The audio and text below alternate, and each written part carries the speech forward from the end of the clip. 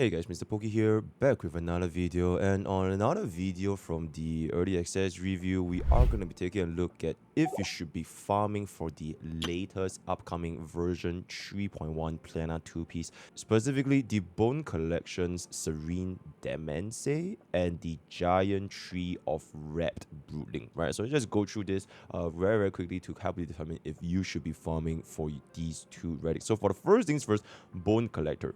2-piece increase max HP by 12%, and if the max HP is above 5000, increase the wearer's and Mimo sprite's crit damage by 28%.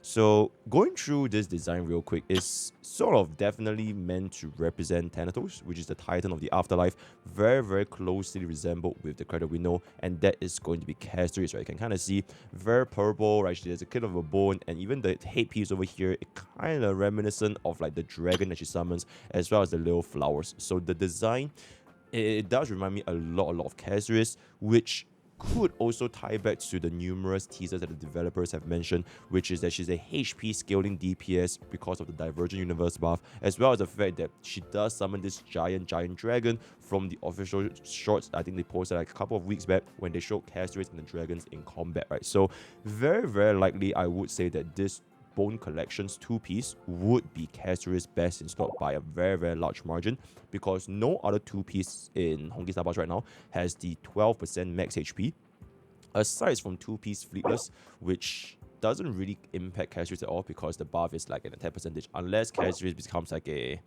I don't know, a support. But even still, you wouldn't really care about the attack percentage, right? So this would almost certainly be Castoris' best in slot. This is also going to be our first Planar 2-piece that increases the Mimo sprite's crit damage. Keep in mind, if you want to compare this to the other 2-piece, which is going to be the sort of late banana amusement part, or the banana 2-piece, this is only going to be for the wearer. Right, so the crit damage increase additionally increased by 32. So the wearer would gain a 48% crit damage buff, but the Mimo sprite would not be impacted whatsoever, because the Mimo sprites, they have a separate stat screen from the wearer. Whereas this one specifically, it does mention that Mimo sprite's crit damage would increase by a 28%. Alright, so aside from Castoris, current best in slot users definitely also include tribbie, so you can kind of take over a look over here. This is going to be my tribbie build that I've been testing for the past couple of days. 5k HP, 88 speed, 67 crit rate, and 205 crit damage on the 4-piece poem. So this is basically 100% in battle with the bone. Alright, this is going to be energy regeneration with a HP percentage main stat. Like I said, from like tribbie's early access, you do want to run this on HP percentage because she gains a shit ton of damage percentage buff from the trace over here, and that's gonna be, she gains a lot of damage buff, so you don't really want to use quantum damage percentage, and a little bit more HP also helps her to scale her abilities a little bit better. Aside from tribbie, another user that can make use of this set pretty effectively is going to be Blade, right? So Blade is also going to be our next HP scaling DPS, and for the longest time he has been using Rutilant Arena most of the time. Sometimes you might want to consider South Solo, which is going to be a little bit worse than Rutilant unless you're running E6 Blade. It is going to be Blade's best in slot, as well as the upcoming HP scaling DPS Maide, right? For Blade specifically, as to whether Blade mains want to go ahead and farm this only for Blade, I would say that the difference in power is actually not that high, especially if you have a pretty good Rutilant 2-piece, especially since if you have been farming Blade ever since the version 1 days, you most likely will farm a lot of Rutilant with a HP percentage main stats and double crit, right? So if your crit value on your Rutilant is really good, especially for non-E6 Blade, I wouldn't recommend farming this exclusively just for Blade, especially if you're not interested in putting tribbie, not interested in Maide, not interested in Castoris. That is to say, this doesn't really hold a lot of value. On the flip side, if you are users that are determined on getting tribbie, right, you want to get Maide or tribbie, or even if you want to just prepare a little bit for the upcoming Castoris, which is going to be our anniversary unit, then this is going to give you incredible value. And I would say that it does scale off quite well, which if you want to take a look at the second piece, that is going to be the Giant Tree, right? The 2-piece speed by 6%, and when the wearer speed is 135 or 180, increase the wearer and their Mimo sprites outgoing healing by 12 or 20%. Alright, so you can take a look at the design.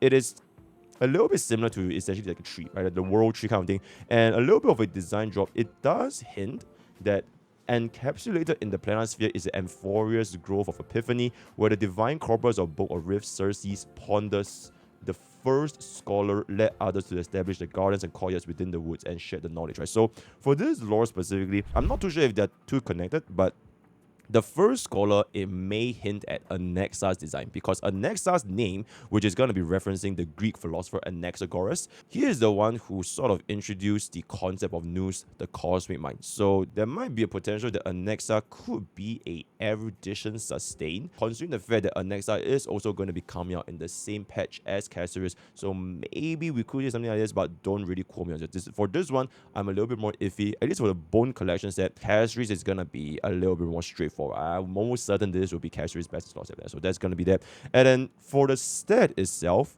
2-piece speed, they're often very, very universal for pretty much any supports as well as sustains, especially for sustains, since we do have up to 20% outgoing healing boost if you do hit 180 speed. But keep in mind, this is gonna be 180 speed, right? So it's very difficult to hit on screen, but luckily for us, it does take into consideration if you enter into combat specifically. So it is likely going to be designed for future units with high speeds or built-in speed buffs, right? For Lingsha and Gallagher specifically, because the only other 2-piece speed, which is Calpagini, is the break effect 40% if they hit a fire weak enemy, right? So this could be a potential better piece for both Lingsha and Gallagher if you want the additional outgoing healing. Otherwise, if you want to just do a little bit more damage, then the 40% break effect is going to give you that, right? Going forward into the future, I would say this is a pretty universal 2-piece, even if you don't really want to care about the outgoing healing, because it was either this or a Calpagini, right? So both of them, the secondary effect,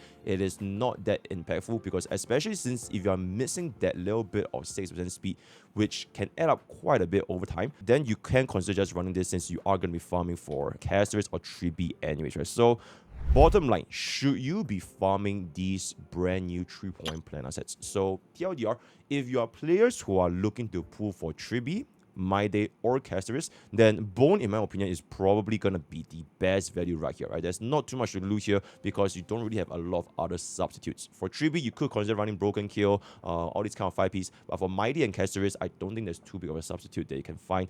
2-piece tree, on the other hand, it also gives you this 6% speed while preparing for a potential 180 plus speed sustained units in the future. And keep in mind, the secondary line, Mimo sprites can also have outgoing healing boost increase, which I kind of talked about very long ago. There might be a situation where Remembrance units could just do everything, right? So in Remembrance sustain, she's gonna come out, summon the Mimo sprite, and the Mimo sprite itself can also act as a sustain, right? So very interesting to see. So pretty good future prospect. For a best general use perspective, if you don't want to care about these two sets, I would say that as of this current point of time, it is probably going to be depending on your own team comps. Like, what are you trying to build, right? So, for example, if you're going to be still using Super Break, or if you're still trying to cook up your Yun Li or a Fei Xiao, then Duran/Calpagini, these two are still going to be holding incredible value. And then if you're going to be going for D, Herta, or Aircron, then Izumo is still going to give you a lot of value, especially with the Nihility and Erudition pairing, right? Keep in mind for the Izumo 2-piece, it also comes with Sigonia, which back in the days, it wasn't that important since we didn't really have access to a lot of mobs and summons outside of pure fission.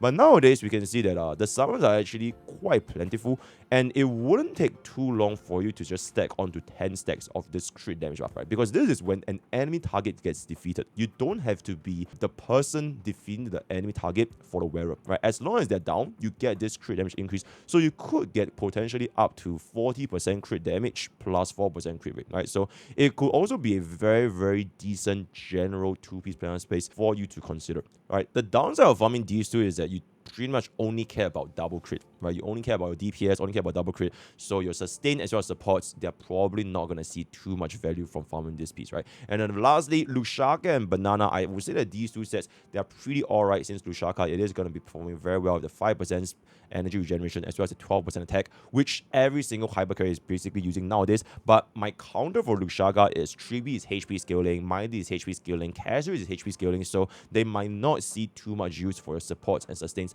running to Lusaka going forward into the future. And I feel that if this is going to be a DPS 2-piece and this is going to be a support 2-piece, I have a feeling by 3.3, alright, alternative patching, 3.3, they might release another 2-piece for our dedicated supports. mainly supports that can buff up Mimo sprites as well. Right? So that is what I'm guessing in the future. With that, we have come to the end of this extremely quick should you be farming for the brand new version 3.1 relics, right? So let me know what you guys in the comments below, as well as the fact that if you are going to farm them going forward, right? Word of the day is going to be Dragon. Join Twitch, join YouTube, join Discord, join Twitter, all the best. I'll see you guys next time. Take care.